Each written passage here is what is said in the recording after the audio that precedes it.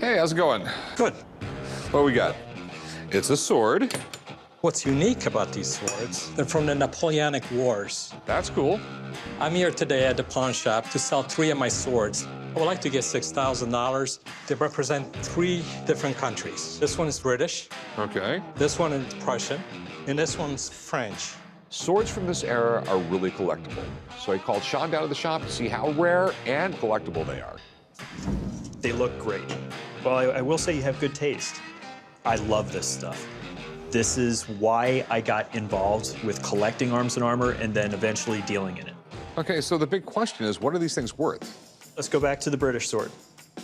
As is, it's a solid $1,500 to $2,000 sword.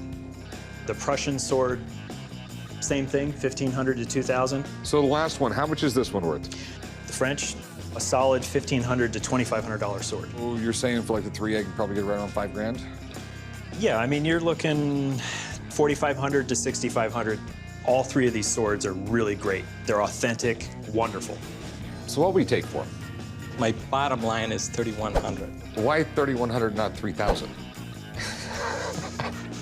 It's a reasonable question in my mind. I'll do the $3,000, but I cannot do a penny less.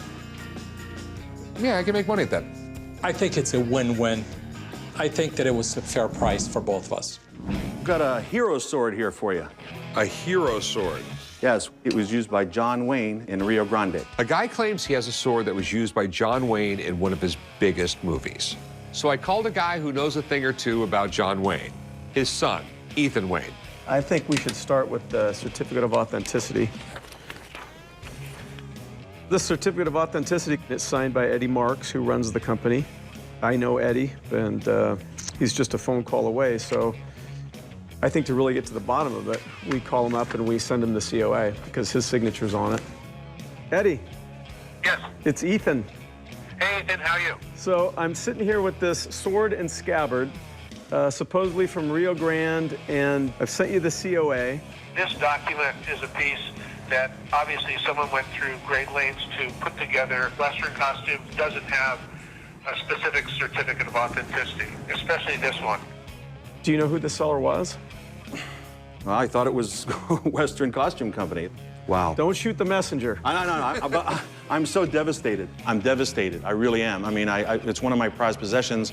Now to find out it was a fake, you know, I'm glad I found out, but at the same time, I'm really sad. Davey effing Deals, what's up? The oldest samurai sword you've had in the shop. It's like 1500 era. Okay.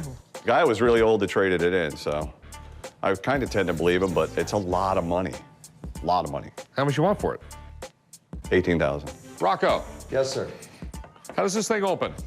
Typical Davey. He did a trade on this sword and had no idea anything about it. He should have had it checked out. This is what matters right here.